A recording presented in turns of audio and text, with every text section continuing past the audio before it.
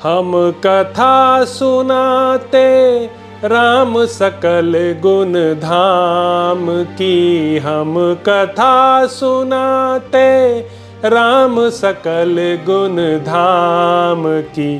ये रामायण है पुण्य कथा श्री राम की, ये रामायण है पुण्य कथा श्री राम की। जम्बूदीपे भरत खंडे आर्यावर्ते भारत वर्षे, एक नगरी है विख्यात अयोध्या नाम की। यह जन्म भूमि है परम पूज्य श्री राम की, यह जन्म भूमि है परम पूज्य श्री राम की। यह रामायण है पुण्य कथा श्री राम की, यह रामायण है पुण्य कथा श्री राम की।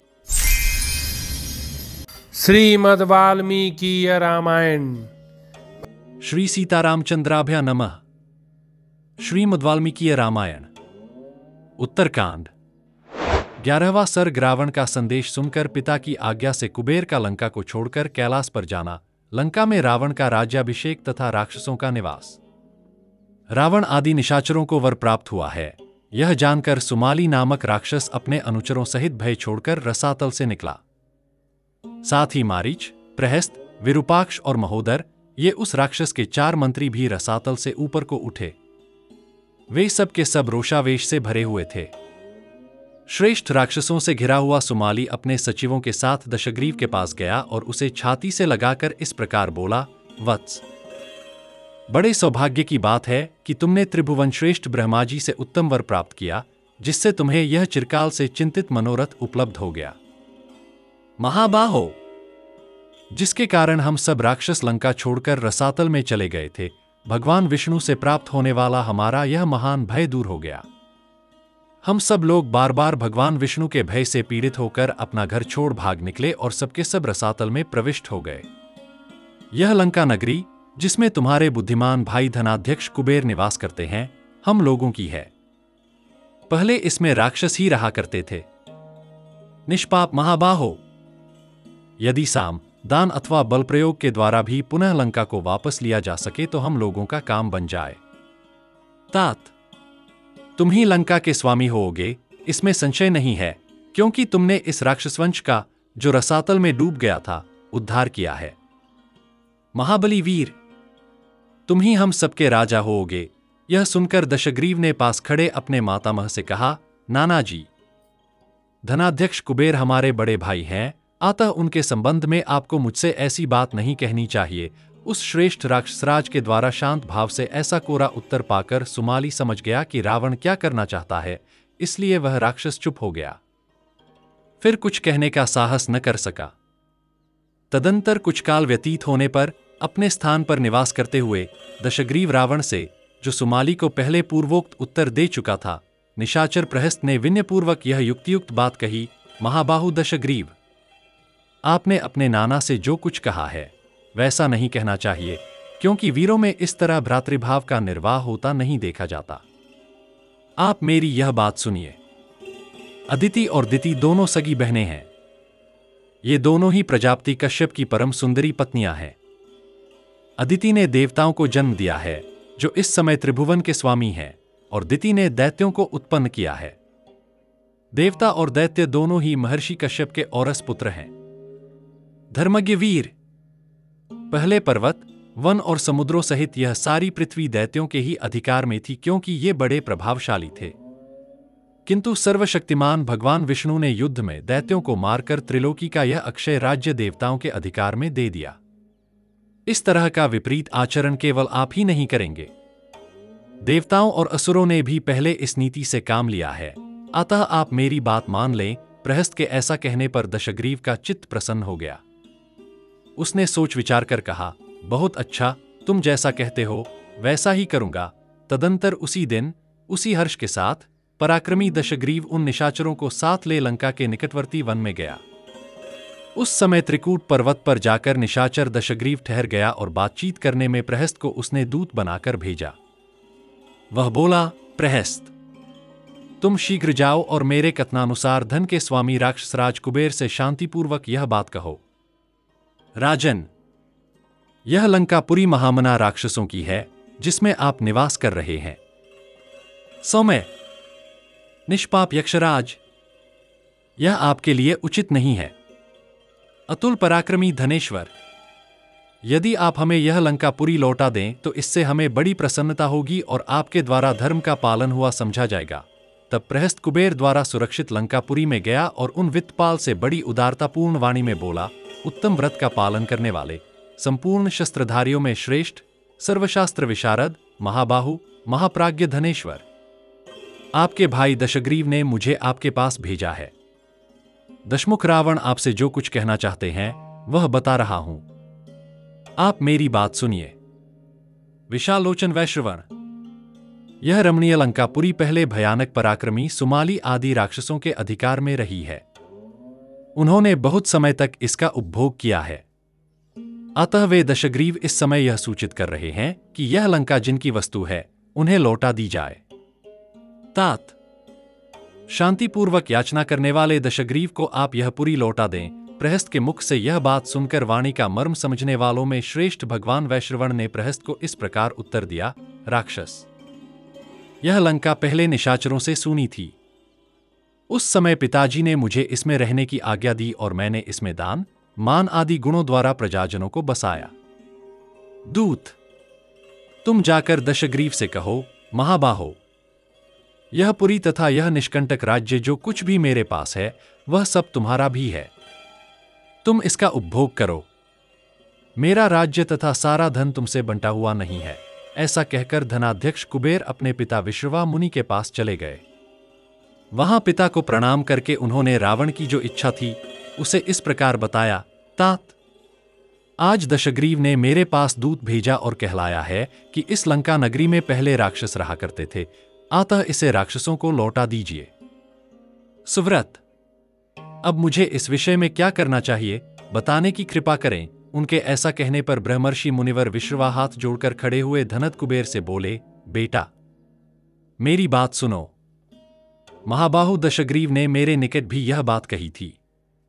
इसके लिए मैंने उस दुर्बुद्धि को बहुत फटकारा, डांटा और बार बार क्रोधपूर्वक कहा, अरे, ऐसा करने से तेरा पतन हो जाएगा, किंतु इसका कुछ फल नहीं हुआ। बेटा, अब तुम मेरे धर्मानुकूल एवं कल्याणकारी वचन को ध्यान देकर सुनो। रावण की बुद्धि बहुत ही खोटी है। वह वर पाकर मदमत्त हो उठा है, विवेक खो बैठा है। मेरे शाप के कारण भी उसकी प्रकृति क्रूर हो गई है। इसलिए महाबाहो, अब तुम अनुचरों सहित लंका छोड़कर कैलाश पर्वत पर चले जाओ और अपने रहने के लिए वहीं दूसरा नगर बसाओ। वहां नदियों में श्रेष्ठ रमणीय मंदाकिनी नदी बहती है, जिसका जल सूर्य के समान प्रकाशित होने वाले सुवर्णमय कमलों, कुमुदों, उत्पलों और अन्य सुगंधित कुसुमों से आच्छादित है। उस पर्वत पर देवता, गंधर्व, अप्सरा, नाग और किन्नर आदि दिव्य प्राणी, जिन्हें स्वभाव से ही घूमना फिरना अधिक प्रिय है, सदा रहते हुए निरंतर आनंद का अनुभव करते हैं। धनद, इस राक्षस के साथ तुम्हारा वैर करना उचित नहीं है। तुम तो जानते ही हो कि इसने ब्रह्माजी से कैसा उत्कृष्ट वर प्राप्त किया है। मुनि के ऐसा कहने पर कुबेर ने पिता का मान रखते हुए उनकी बात मान ली और स्त्री, पुत्र, मंत्री, वाहन तथा धन साथ लेकर वे लंका से कैलाश को चले गए। तदंतर प्रहस्त प्रसन्न होकर मंत्री और भाइयों के साथ बैठे हुए महामना दशग्रीव के पास जाकर बोला, लंका नगरी खाली हो गई। कुबेर उसे छोड़कर चले गए। अब आप हम लोगों के साथ उसमें प्रवेश करके अपने धर्म का पालन कीजिए। प्रहस्त के ऐसा कहने पर महाबली दशग्रीव ने अपनी सेना, अनुचर तथा भाइयों सहित कुबेर द्वारा त्यागी हुई लंकापुरी में प्रवेश किया। उस नगरी में सुंदर विभागपूर्वक बड़ी बड़ी सड़कें बनी थीं। जैसे देवराज इंद्र स्वर्ग के सिंहासन पर आरूढ़ हुए थे, उसी प्रकार देवद्रोही रावण ने लंका में पदार्पण किया। उस समय निशाचरों ने दशमुख रावण का राज्याभिषेक किया। फिर रावण ने उस पुरी को बसाया। देखते देखते समूची लंका पूरी नील मेघ के समान वर्ण वाले राक्षसों से पूर्णतः भर गई।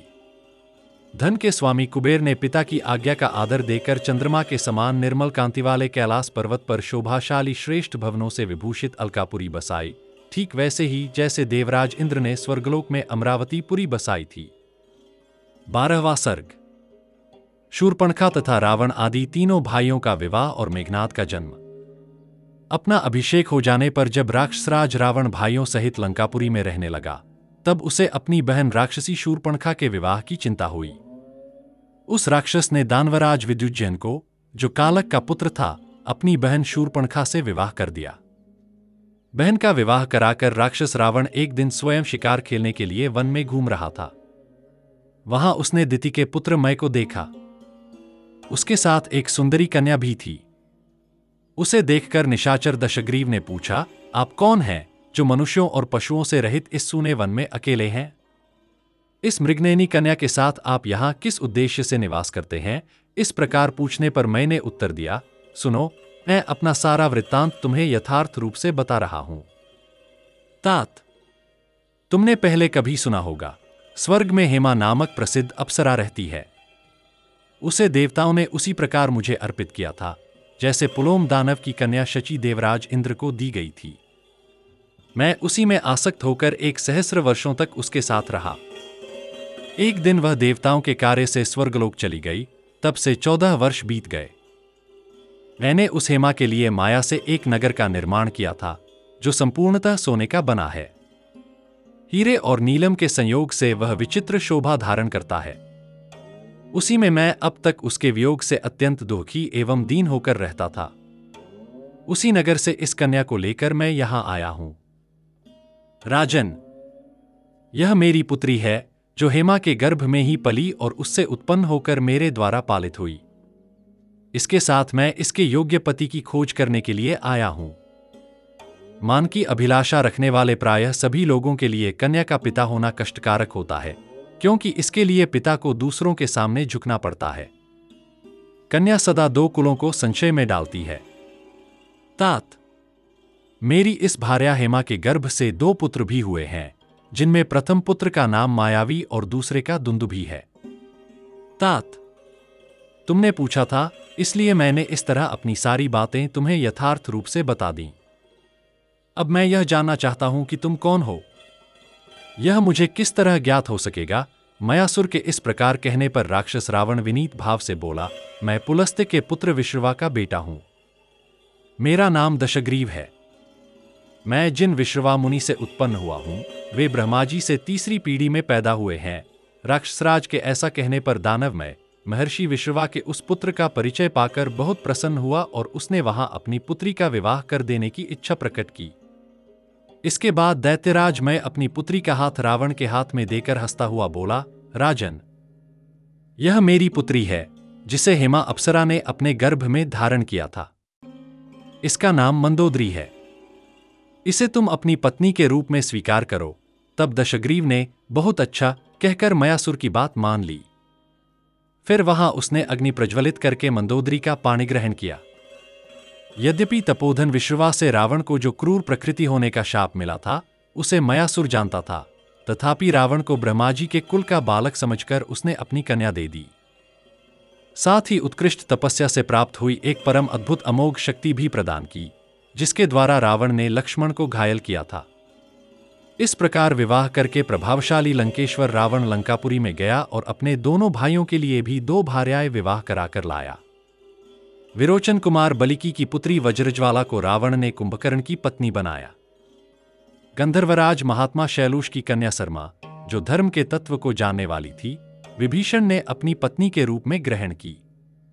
वह मानसरोवर के तट पर उत्पन्न हुई थी। जब उसका जन्म हुआ, उस समय वर्षा ऋतु का आगमन होने से मानस सरोवर बढ़ने लगा। तब उस कन्या की माता ने पुत्री के स्नेह से करुण क्रंदन करते हुए सरोवर से कहा, सरोमा वर्धयस्व, हे सरोवर, तुम अपने जल को बढ़ने न दो। उसने घबराहट में सर मां कहा था, इसलिए कन्या का नाम सरमा पड़ा। इस प्रकार ये तीनों राक्षस विवाहित होकर अपनी अपनी स्त्री को साथ लेकर नंदनवन में विहार करने वाले गंधर्वों के समान लंका में सुखपूर्वक रमण करने लगे। कुछ काल बाद मंदोदरी ने अपने पुत्र मेघनाद को जन्म दिया, जिसे इंद्रजित के नाम से पुकारा जाता है। पूर्वकाल में उस रावण पुत्र के पैदा होते ही रोते रोते मेघ के समान गंभीर नाद हुआ। उस मेघतुल्य नाद से सारी लंका स्तब्ध रह गई, इसलिए पिता रावण ने स्वयं उसका नाम मेघनाद रखा। उस समय वह रावण कुमार रावण के सुंदर अंतःपुर में माता पिता को हर्ष प्रदान करता हुआ श्रेष्ठ नारियों से सुरक्षित होकर काष्ठ से आच्छादित हुई अग्नि के समान बढ़ने लगा। रावण द्वारा कुबेर के दूत का वध और यक्षों पर आक्रमण छूटे हुए वज्र की भांति रावण तोड़फोड़ डालता था। दशग्रीव के इस निरंकुश बर्ताव का समाचार पाकर धन के स्वामी धर्मज्ञ कुबेर ने अपने कुल के अनुरूप आचार व्यवहार का विचार करके उत्तम भ्रातृप्रेम का परिचय देने के लिए लंकापुरी में एक दूत भेजा। उनका उद्देश्य यह था कि मैं रावण को उसके हित की बात बताकर सही मार्ग पर लाऊं। वह दूत लंकापुरी में जाकर पहले विभीषण से मिला। विभीषण ने धर्म के अनुसार उसका सत्कार किया और लंका में आने का कारण पूछा। फिर बंधु बांधव का कुशल समाचार पूछकर विभीषण ने उस दूत को ले जाकर राजसभा में बैठे हुए रावण से मिलाया। राजा रावण सभा में अपने तेज से उद्दीप्त हो रहा था। उसे देखकर दूत ने महाराज की जय हो कहकर वाणी द्वारा उसका सत्कार किया और फिर कुछ देर तक चुपचाप खड़ा रहा।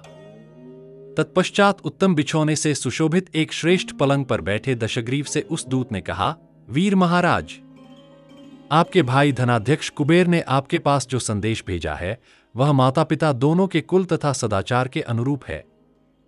मैं उसे पूर्ण रूप से आपको बता रहा हूं, सुनिए। दशग्रीव, तुमने अब तक जो कुछ कुकृत्य किया है इतना ही बहुत है। अब तो तुम्हें भली भांति सदाचार का पालन करना चाहिए। यदि हो सके तो धर्म के मार्ग पर स्थित रहो, यही तुम्हारे लिए अच्छा होगा। तुमने नंदनवन को उजाड़ दिया, यह मैंने अपनी आंखों से देखा है। तुम्हारे द्वारा बहुत से ऋषियों का वध हुआ है, यह भी मेरे सुनने में आया है। राजन, इससे तंग आकर देवता तुमसे बदला लेना चाहते हैं। मैंने सुना है कि तुम्हारे विरुद्ध देवताओं का उद्योग आरंभ हो गया है। राक्षसराज, तुमने कई बार मेरा भी तिरस्कार किया है, तथापि यदि बालक अपराध कर दे तो भी अपने बंधु बांधवों को उसकी रक्षा करनी चाहिए। इसलिए मैं तुम्हें हितकारक सलाह दे रहा हूं। मैं शौच, संतोष आदि नियमों के पालन और इंद्रिय संयम पूर्वक रौद्र व्रत का आश्रय लेकर धर्म का अनुष्ठान करने हेतु हिमालय के एक शिखर पर गया था। वहां मुझे उमा सहित भगवान महादेव का दर्शन हुआ। उस समय मैंने केवल यह जानने के लिए देखा कि ये कौन है। देववश देवी पार्वती पर अपनी बाईं दृष्टि डाली थी। निश्चय ही मैंने किसी अन्य उद्देश्य से उनकी ओर नहीं देखा। उस समय देवी रुद्राणी अनुपम रूप धारण करके वहां खड़ी थीं। देवी के दिव्य प्रभाव से मेरी बाईं आंख जल गई और दूसरी आंख भी धूल से भरी हुई पिंगल वर्ण की हो गई। तदनंतर मैंने पर्वत के दूसरे विस्तृत तट पर जाकर 800 वर्षों तक मौन भाव से उस महान व्रत को धारण किया। उस नियम के समाप्त होने पर भगवान महेश्वर ने मुझे दर्शन दिया और प्रसन्न मन से कहा, उत्तम व्रत का पालन करने वाले धर्मज्ञ धनेश्वर, मैं तुम्हारी इस तपस्या से बहुत संतुष्ट हूं। एक तो मैंने इस व्रत का आचरण किया है और दूसरा तुमने। तीसरा कोई ऐसा पुरुष नहीं है जो ऐसे कठोर व्रत का पालन कर सके। इस अत्यंत दुष्कर व्रत को पूर्वकाल में मैंने ही प्रकट किया था। अतः सौम्य धनेश्वर, अब तुम मेरे साथ मित्रता का संबंध स्थापित करो। यह संबंध तुम्हें पसंद आना चाहिए। अनग, तुमने अपने तप से मुझे जीत लिया है, अतः मेरा मित्र बनकर रहो। देवी पार्वती के रूप पर दृष्टिपात करने से जो तुम्हारा बायां नेत्र जल गया और दूसरा नेत्र भी पिंगल वर्ण का हो गया, उससे तुम्हारा एकाक्ष पिंगली नाम स्थायी होगा। इस प्रकार भगवान शंकर के साथ मैत्री स्थापित करके उनकी आज्ञा लेकर जब मैं घर लौटा तब मैंने तुम्हारे पापपूर्ण निश्चय की बात सुनी। अब तुम अपने कुल में कलंक लगाने वाले पापकर्म से दूर हट जाओ, क्योंकि ऋषि समुदाय सहित देवता तुम्हारे वध का उपाय सोच रहे हैं। दूत की यह बात सुनकर दशग्रीव के नेत्र क्रोध से लाल हो गए। वह हाथ मलता हुआ दांत पीसकर बोला, दूत, तू जो कुछ कह रहा है उसका अभिप्राय मैंने समझ लिया। अब तो न तू जीवित रह सकता है और न वह भाई जिसने तुझे यहां भेजा। धनरक्षक कुबेर ने जो संदेश दिया है वह मेरे लिए हितकर नहीं है। वह मूढ़ मुझे महादेव के साथ अपनी मित्रता की कथा सुना रहा है। दूत, तूने जो बात कही है यह मेरे लिए सहन करने योग्य नहीं है। कुबेर मेरे बड़े भाई हैं, उनका वध करना उचित नहीं है, ऐसा समझकर ही मैंने आज तक उन्हें क्षमा किया। किंतु अब उनकी बात सुनकर मैंने निश्चय किया है कि मैं अपने भरोसे तीनों लोगों को जीतूंगा। इसी मुहूर्त में मैं एक के अपराध से उन चारों लोकपालों को यमलोक पहुंचा दूंगा। ऐसा कहकर लंकेश रावण ने तलवार से उस दूत को 2 टुकड़े कर डाला और उसकी लाश दुरात्मा राक्षसों को खाने के लिए दे दी। तत्पश्चात रावण स्वस्तिवाचन करके रथ पर चढ़ा और तीनों लोकों पर विजय पाने की इच्छा से उस स्थान पर गया जहां धनपति कुबेर रहते थे। 14वां सर्ग। मंत्रियों सहित रावण का यक्षों पर आक्रमण और उनकी पराजय। बल के अभिमान से सदा उन्मत्त रहने वाला रावण महोदर, प्रहस्त, मारीच, शुक, सारण तथा युद्ध की अभिलाषा रखने वाले वीर धूम्राक्ष इन 6 मंत्रियों के साथ लंका से प्रस्थान हुआ। उस समय ऐसा प्रतीत होता था मानो अपने क्रोध से संपूर्ण लोकों को भस्म कर डाले। बहुत से नगरों, नदियों, पर्वतों, वनों और उपवनों को लांघकर वह 2 ही घड़ी में कैलाश पर्वत पर पहुंच गया। यक्षों ने जब सुना कि दुरात्मा राक्षसराज युद्ध के लिए उत्साहित होकर अपने मंत्रियों के साथ कैलाश पर्वत पर डेरा डाले हैं, तब वे उसके सामने खड़े नहीं हो सके। यह राजा का भाई है, ऐसा जानकर यक्षलोग उस स्थान पर गए जहां धन के स्वामी कुबेर विद्यमान थे। वहां जाकर उन्होंने उनके भाई का सारा अभिप्राय सुनाया।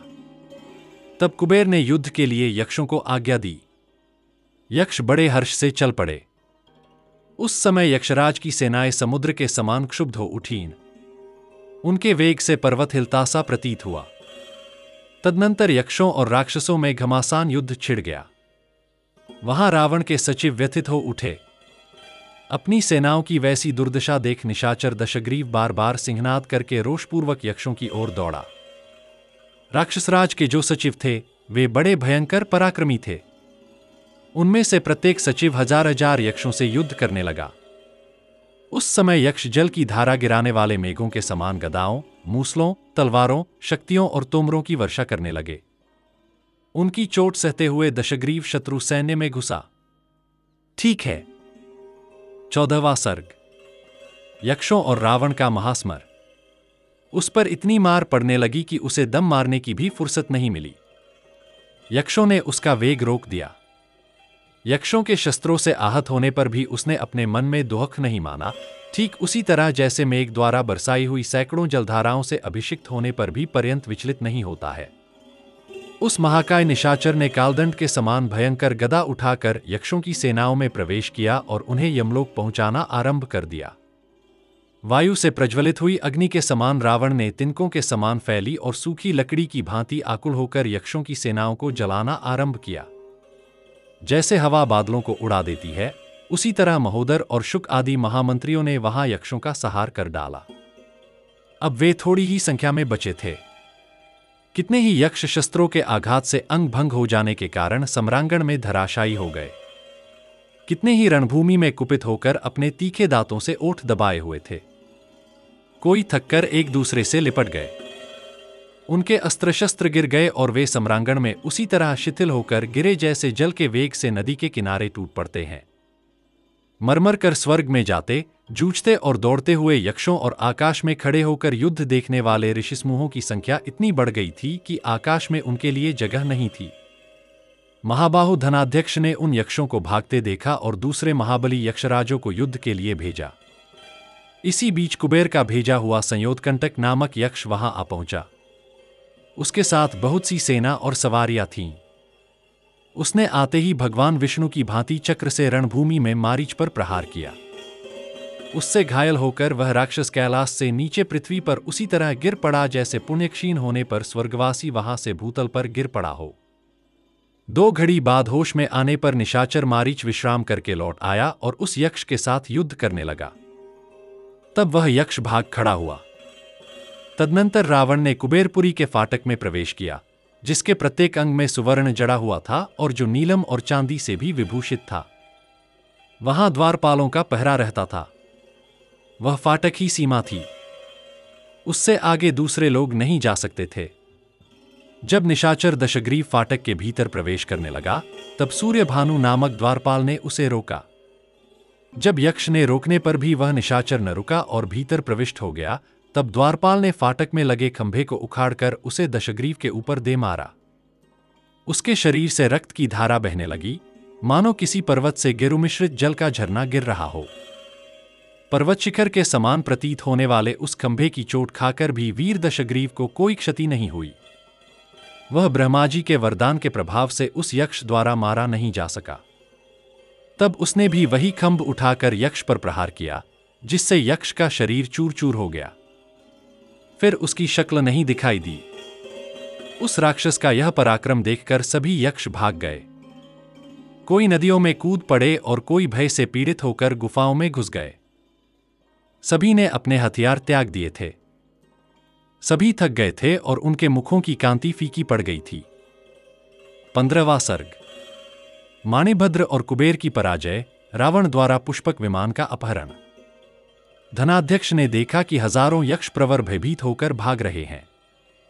तब उन्होंने माणिभद्र नामक महायक्ष से कहा, यक्ष प्रवर, रावण पापात्मा एवं दुराचारी है। तुम उसे मार डालो और युद्ध में शोभा पाने वाले वीर यक्षों की रक्षा करो। महाबाहु माणिभद्र अत्यंत दुर्जय वीर थे। कुबेर की उक्त आज्ञा पाकर उन्होंने 4000 यक्षों की सेना साथ लेकर फाटक पर गए और राक्षसों के साथ युद्ध करने लगे। यक्ष योद्धा गदा, मूसल, प्रास, शक्ति, तोमर और मुदगरों का प्रहार करते हुए राक्षसों पर टूट पड़े। वे घोर युद्ध करते हुए बाज पक्षी की तरह तीव्र गति से सब ओर विचरने लगे। कोई कहता, मुझे युद्ध का अवसर दो। दूसरा बोलता, मैं यहां से पीछे हटना नहीं चाहता। तीसरा बोल उठता, मुझे अपना हथियार दो। उस तुमुल युद्ध को देखकर देवता, गंधर्व और ब्रह्मवादी ऋषि भी बड़े आश्चर्य में पड़ गए। रणभूमि में प्रहस्त ने 1000 यक्षों का संहार कर डाला। फिर महोदर ने दूसरे 1 सहस्र प्रशंसनीय यक्षों का विनाश किया। उस समय क्रोध से भरे मारीच ने पलक मारते मारते शेष 2000 यक्षों को धराशायी कर दिया। पुरुष सिंह, कहाँ यक्षों का सरल युद्ध और कहाँ राक्षसों का मायामय संग्राम। वे अपने मायाबल के भरोसे ही यक्षों की अपेक्षा अधिक शक्तिशाली सिद्ध हुए। महास्मर में धूम्राक्ष ने आकर क्रोधपूर्वक माणिभद्र की छाती में मूसल का प्रहार किया, किंतु इससे वे विचलित नहीं हुए। फिर माणिभद्र ने भी गदा घुमाकर उसे राक्षस धूम्राक्ष के मस्तक पर दे मारा। उसकी चोट से धूम्राक्ष धरती पर गिर पड़ा। धूम्राक्ष को गदा की चोट से घायल और खून से लथपथ देखकर दशमुख रावण ने रणभूमि में माणिभद्र पर धावा किया। रावण के क्रोध से धावा करते देख माणिभद्र ने उसके ऊपर 3 शक्तियों द्वारा प्रहार किया। चोट खाकर रावण ने माणिभद्र के मुकुट पर वार किया। उसके प्रहार से मुकुट खिसककर बगल में आ गया। तब से माणिभद्र यक्ष पार्श्वमौलिक नाम से प्रसिद्ध हुए। महामना माणिभद्र युद्ध से विमुख हुए। उनके युद्ध से विमुख होते ही पर्वत पर राक्षसों का महान सिंहनाद सब ओर फैल गया। इसी समय धनस्वामी गदाधारी कुबेर दूर से आते दिखे। उनके साथ शुक्र और प्रोष्ठपद नामक मंत्री तथा शंख और पद्म नामक धन अधिष्ठाता देवता भी थे। विश्रवा मुनि के शाप से क्रूर प्रकृति हो जाने वाले रावण, जो गुरुजनों के प्रति प्रणाम आदि व्यवहार भी नहीं कर पाता था, अपने भाई रावण को युद्ध में उपस्थित देखकर बुद्धिमान कुबेर ने ब्रह्माजी के कुल में उत्पन्न पुरुष के योग्य बात कही, दुर्बुद्धि दशग्रीव, मेरे मना करने पर भी तुम समझ नहीं रहे हो, किंतु आगे चलकर जब इस कुकर्म का फल पाओगे और नरक में पड़ोगे, उस समय मेरी बात तुम्हारी समझ में आएगी। जो खोटी बुद्धि वाला पुरुष मोहवश विष को पीकर भी उसे विष नहीं समझता, उसे परिणाम प्राप्त होने पर अपने किए कर्म का ज्ञान होता है। तुम्हारे किसी कार्य से, चाहे वह धर्मयुक्त ही क्यों न हो, देवता प्रसन्न नहीं होते, इसलिए तुम ऐसे क्रूर भाव को प्राप्त हो गए हो। जो माता, पिता, ब्राह्मण और आचार्य का अपमान करता है, वह यमराज के वश में पड़कर उसका फल भोगता है। यह शरीर क्षणभंगुर है। इसे पाकर जो तप का उपार्जन नहीं करता, वह मूर्ख मरने के बाद जब अपने कर्म का फल पाता है, पश्चाताप करता है। धर्म से राज, धन और सुख की प्राप्ति होती है। अधर्म से केवल दुख भोगना पड़ता है। अतः सुख के लिए धर्म का आचरण करें और पाप का त्याग करें। पाप का फल केवल दुख है, इसे स्वयं ही भोगना पड़ता है। जो मूढ़ पाप करेगा, वह मानो स्वयं ही अपना वध कर लेगा। किसी भी दुर्बुद्धि पुरुष को शुभ कर्म और गुरुजनों की सेवा किए बिना उत्तम बुद्धि प्राप्त नहीं होती। वह जैसा कर्म करता है वैसा ही फल भोगता है। संसार के पुरुषों को समृद्धि, सुंदर रूप, बल, वैभव, वीरता तथा पुत्र आदि की प्राप्ति पुण्य कर्मों के अनुष्ठान से होती है। इसी प्रकार अपने दुष्कर्मों के कारण तुम्हें भी नरक में जाना पड़ेगा, क्योंकि तुम्हारी बुद्धि पापासक्त हो रही है। दुराचारियों से बात नहीं करनी चाहिए, यही शास्त्रों का निर्णय है। इसलिए मैं अब तुमसे कोई बात नहीं करूंगा। इसी तरह की बात उन्होंने रावण के मंत्रियों से भी कही। फिर उन पर शस्त्रों द्वारा प्रहार किया। इससे आहत होकर मारीच आदि सब राक्षस युद्ध से मुंह मोड़कर भाग गए।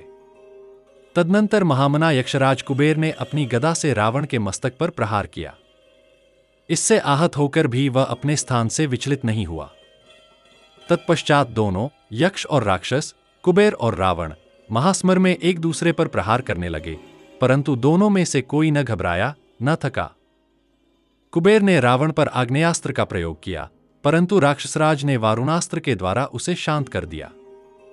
तत्पश्चात रावण ने राक्षसी माया का आश्रय लिया और कुबेर का विनाश करने के लिए लाखों रूप धारण कर लिया।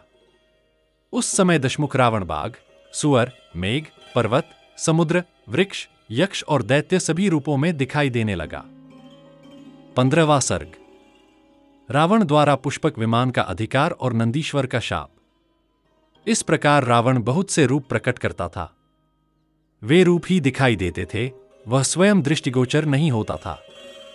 तदनंतर दशमुख ने एक बहुत बड़ी गदा हाथ में ली और उसे घुमाकर कुबेर के मस्तक पर दे मारा। रावण द्वारा आहत होकर धन के स्वामी कुबेर रक्त से नहा उठे और व्याकुल होकर जड़ से कटे हुए अशोक की भांति पृथ्वी पर गिर पड़े।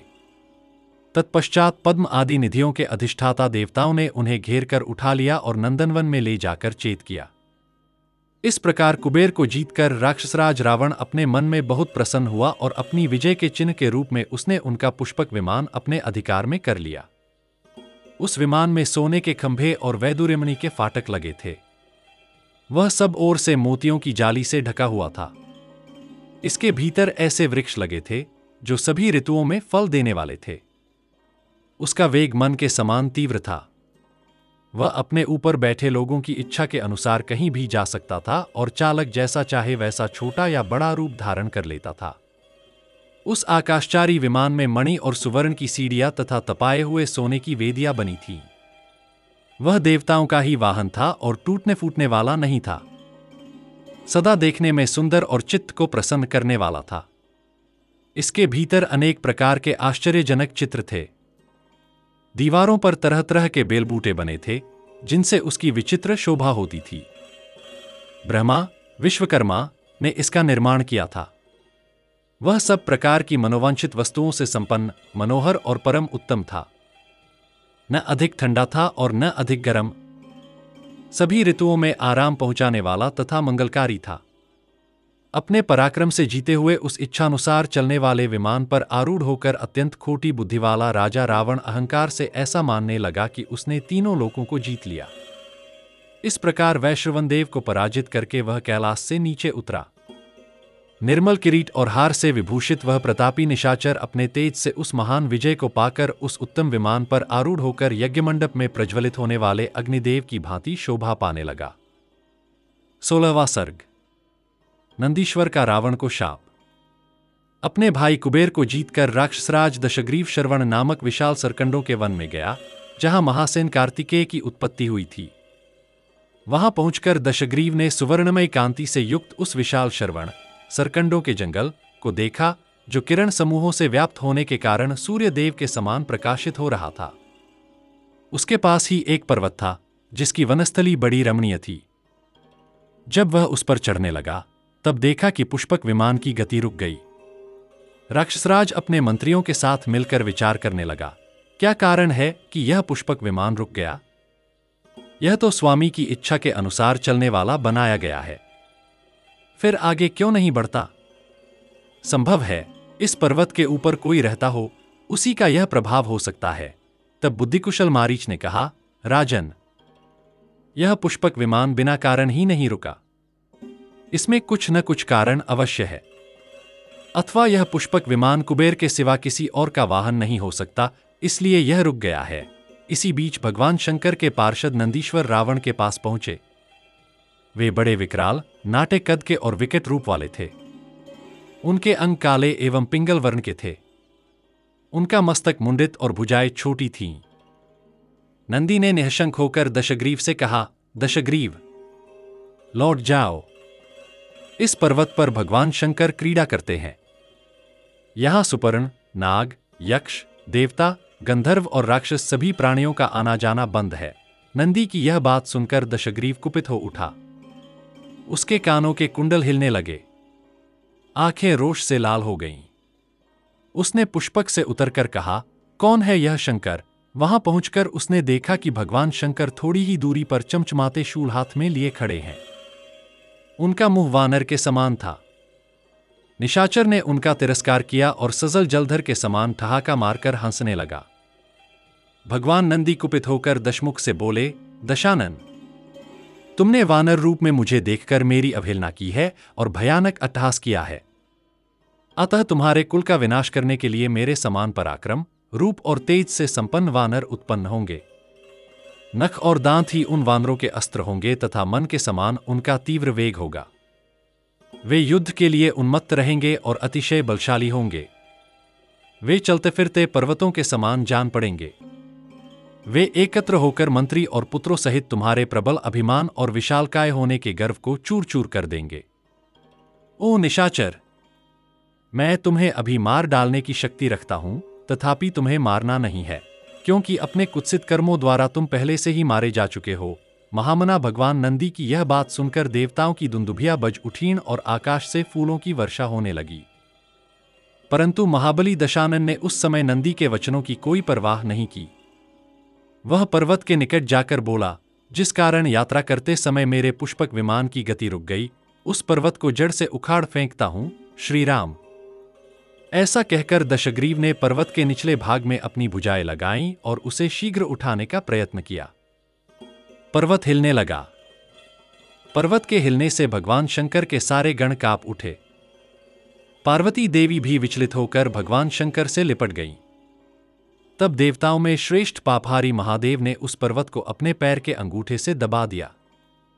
दशग्रीव की भुजाएं, जो पर्वत के खंभों के समान दिखती थीं, पहाड़ के नीचे दब गईं। यह देख वहां खड़े राक्षस के मंत्री बड़े आश्चर्य में पड़ गए। दशग्रीव ने रोष और पीड़ा से जोर से वीरावरोधन किया, जिससे तीनों लोकों के प्राणी कांप उठे। उसके मंत्रियों ने कहा, महाराज दशानन, अब आप नीलकंठ उमावल्लभ महादेव को संतुष्ट कीजिए। उनके बिना कोई और आपको यहां शरण नहीं दे सकता। स्तुति करके उनकी शरण में जाइए। वे प्रसन्न होकर आप पर कृपा करेंगे। मंत्रियों की बात सुनकर दशमुख रावण ने भगवान वृषभध्वज को प्रणाम किया और स्तोत्रों तथा सामवेदोक्त मंत्रों द्वारा उनका स्तवन किया। इस प्रकार हाथों की पीड़ा से रोते और स्तुति करते हुए दशानन के 1000 वर्ष बीत गए।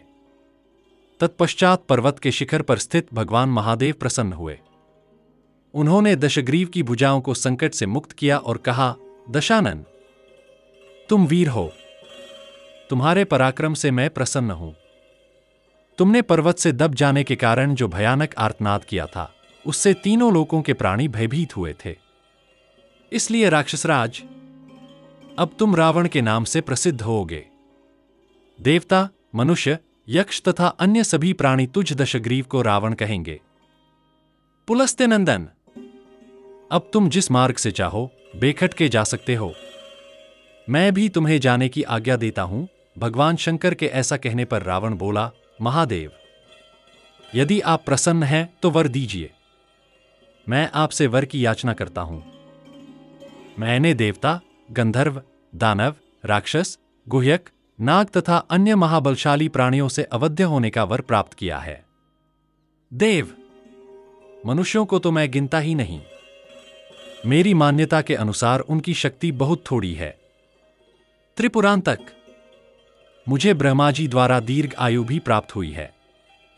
ब्रह्माजी की दी हुई आयु का जितना अंश बचा है, वह भी पूरा प्राप्त हो जाए। इसे आप पूर्ण कीजिए। साथ ही अपनी ओर से मुझे एक शस्त्र भी दीजिए। रावण की यह याचना सुनकर भूतनाथ भगवान शंकर ने उसे अत्यंत दीप्तिमान चंद्रहास नामक खड्ग दिया और उसकी बची हुई आयु भी पूर्ण कर दी। शिव ने कहा, तुम्हें कभी इसका तिरस्कार नहीं करना चाहिए। यदि तुम्हारे द्वारा कभी इसका तिरस्कार हुआ तो यह फिर मेरे पास लौट आएगा, इसमें संशय नहीं है। इस प्रकार भगवान शंकर से नूतन नाम पाकर रावण ने उन्हें प्रणाम किया। तत्पश्चात वह पुष्पक विमान पर आरूढ़ हुआ। इसके बाद रावण समूची पृथ्वी पर दिग्विजय के लिए भ्रमण करने लगा। उसने इधर उधर जाकर बहुत से महापराक्रमी क्षत्रियों को पीड़ा पहुंचाई। कई तेजस्वी क्षत्रिय जो बड़े शूरवीर और रणोन्मत्त थे, रावण की आज्ञा न मानने के कारण सेना और परिवार सहित नष्ट हो गए। अन्य बुद्धिमान क्षत्रियों ने, जो उसे अजेय समझते थे, उस बलाभिमानी निशाचर के सामने अपनी पराजय स्वीकार कर ली। इस प्रकार श्री वाल्मीकि निर्मित आर्ष रामायण आदिकाव्य के उत्तरकांड में 16वां सर्ग पूरा हुआ।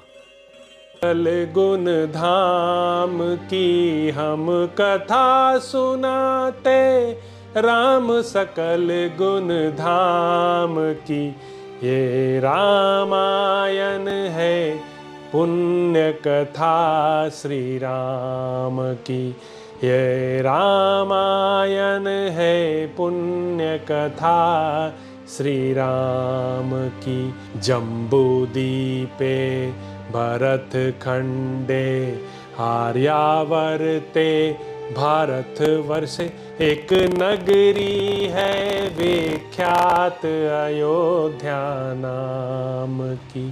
यह जन्म भूमि है परम पूज्य श्री राम की, यह जन्म भूमि है परम पूज्य श्री राम की। यह रामायण है, पुण्य कथा श्री राम की। यह रामायण है, पुण्य कथा श्री राम की।